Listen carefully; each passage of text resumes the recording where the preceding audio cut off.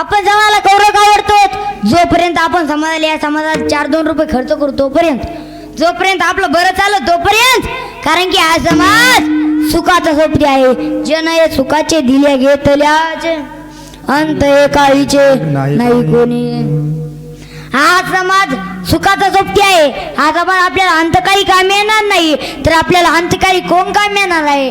अंतकाळीचा सोयरा तुका म्हणे विठोदरा, तर आपल्याला अंतकाळी तो जगाचा बाप पांडुरंग परमात्मा काम येणार आहे. कायाच्या तावडीतून सोडवणार आहे. म्हणून आवडतं व्हायचं तर देवाचं वा विठाला. कसं व्हायचं देवाचं आवडतं तर सोपं आहे. जे देवाला आवडतंय ते आपण केलं पाहिजे.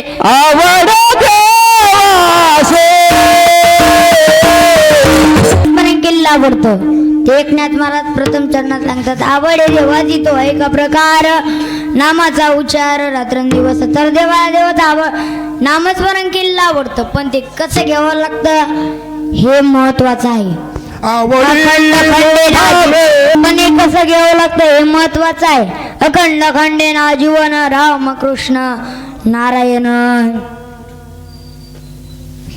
ते कसं घ्यावं लागतं तर नारायण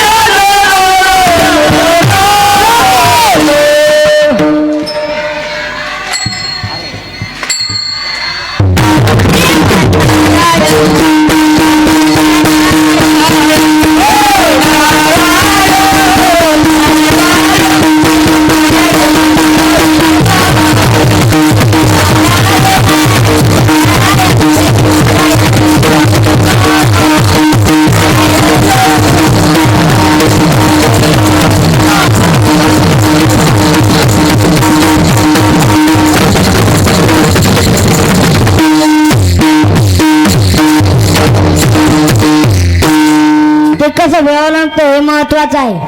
तर नामाचा उच्चार रात्रंदिवस, जर आपण नामाचा उच्चार रात्रंदिवस केला तर आपण देवाचे आवडते होतो. आणि एकदा जर आपण देवाचे आवडते झालोत ना तर आपल्याला केवढं बी संकट येऊ द्या, त्या संकटाचं निवारण देव मागं पुढं राहून निवारण करतो. मागे पुढे उभा राहा सांभाळीत आली आगात निवाराया. तुम्ही म्हणता देवाना मागे पुढे उभं राहून कोणाचं निवारण केलं? तर चला महाभारताकडे.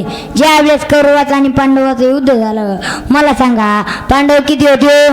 5. कौरव किती? मग मला सांगा 5 मारायला पाहिजेत का 100?